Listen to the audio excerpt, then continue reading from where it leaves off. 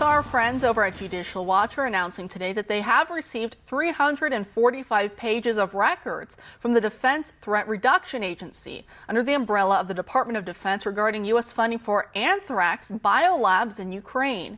Ever since the issue first exploded onto the scene earlier this year with the Russian invasion of Ukraine, both sides have tried to utilize the allegations to their benefit. Just 2 weeks ago, at the end of October, Russia drafted a resolution to the United Nations Security Council asking for an investigation into the biolabs. The resolution would have required a 15-member commission to relate their findings to the Security Council by the end of this month and to set up a review conference in Geneva, Switzerland. However, last week the proposal was overwhelmingly rejected by the UN Security Council. But joining us now to discuss the new biolab findings is Chris Farrell, the Director of Investigations and Research at Judicial Watch. Thanks for being here tonight, Chris. Terry, you've hit the nail on the head when it comes to propaganda. The first casualty of war is the truth, and your opening commentary is right on the nose. Well, I really do appreciate it, and I want to ask you, it looks like the U.S. was funding these biolabs in Ukraine in 2019, 2018, I believe, to the tune of $11 million, correct? Yeah, and that's chump change, right? That's nickels and dimes compared to the $70 billion we're sending to Ukraine now. Look, this program, honchoed by Defense Threat Reduction Agency, or DTRA, it's really a jobs program for former Soviet scientists, right? That's what the intention was.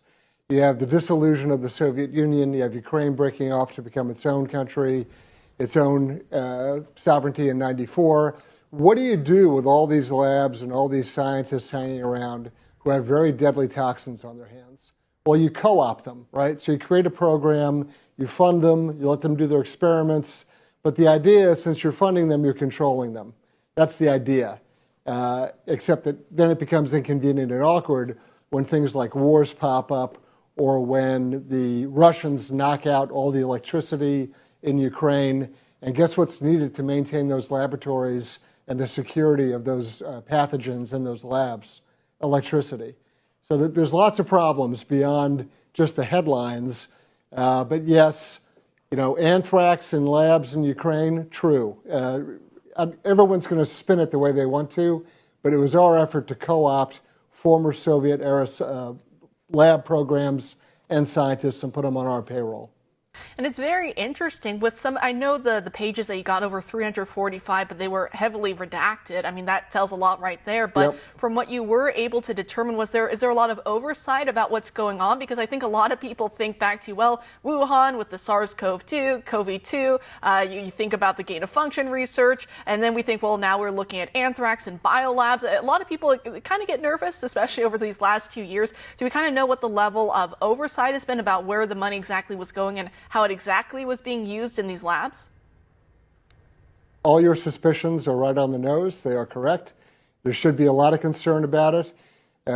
Ukraine is an enormously corrupt country, has been for decades.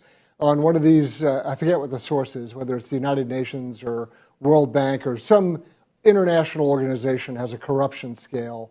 And on their scale, Ukraine ranks below China and Cuba. Right? And so it is a very troubled country, and you've got very deadly pathogens in the hands of people who you hope that we've co-opted through payments and through a plan and a program that our Defense Department would manage and have oversight of, but don't count on it. And it's now a war zone. So there's very real, very genuine concerns that something other than the official certified plan for everything being under control and well managed and monitored is going on. It is a grave concern. And not saying that what's being done in these labs is necessarily bioweapons to be released, but I think it just brings to mind that that history is never too far away from us. I know the Japanese, they used bioweapons actually against the Chinese in the 1930s. And we also know that smallpox, even though it's been eradicated right now from our globe, it does exist in samples in 2 places, at the CDC headquarters in Georgia and also at a lab in Russia. So, I think it's in the back of a lot of people's minds as well. And I know in the Judicial Watch press release toward the bottom, they have here talking about Hunter Biden. I have the New York Post reporting that Hunter Biden helped secure funds for a U.S. biolab contractor in Ukraine. So it makes people kind of concerned when you have someone like Hunter Biden, we know his past history, kind of dabbling in this kind of world. Is it questions like that that you also still want answers to, perhaps with more documents that aren't as heavily redacted?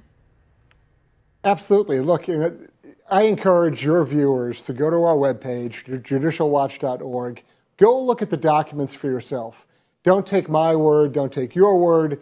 Go read the documents for yourself and make up your mind. And when you see terminology that says such and such a name, the name's blacked out, and then it says anthrax program manager, what do you think that means? That means they have anthrax at the lab, and that person is managing the program at the lab.